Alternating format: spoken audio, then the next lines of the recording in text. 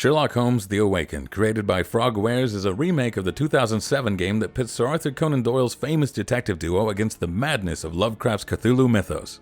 Firstly, let me make note that I never played the original or the remaster. With that in mind, this version has so many questionable design choices that it made me seek out an old playthrough after the fact just to try and get a better understanding of the new one. For a game that lets you play as the world's most perceptive super sleuth, there's a frightening lack of elegance and intimacy to the investigation process. You walk around and click on items that have a small white circle hovering over top. At designated areas, you can take a slightly closer look and move across an item until the reticle turns yellow. In this manner, you collect clues that you combine to formulate ideas in your mind palace. Sherlock can also recreate investigation scenes in his head, which can only be solved once you've collected enough clues. It feels cold, automated, and necessary because the story logic is either dull or difficult to follow at times. Some of Sherlock's deductions are massive leaps based on nothing paired with more sensible thoughts, like thinking that someone tried to poison him with a cactus compared to the more likely event that someone dropped their plant while en route to work. It works when you're playing as Watson, not just because of the way he's depicted in the books, but because you can't access investigation mode with Watson, so brash assumptions fit his character's limitations.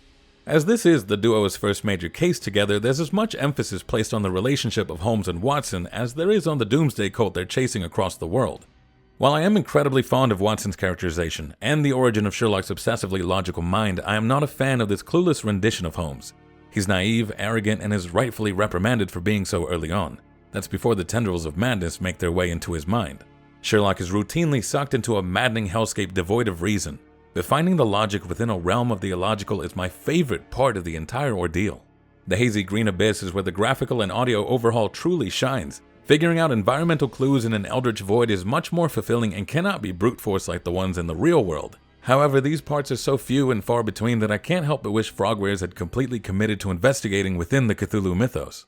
As it stands, this game falls prey to its own desire to splice together a faithful retelling of the original, and to balance Sherlock's reasoning skills with Cthulhu's unreasonable madness. There are captivating set pieces like the Bayou, but the core gameplay loop serves the narrative first and foremost.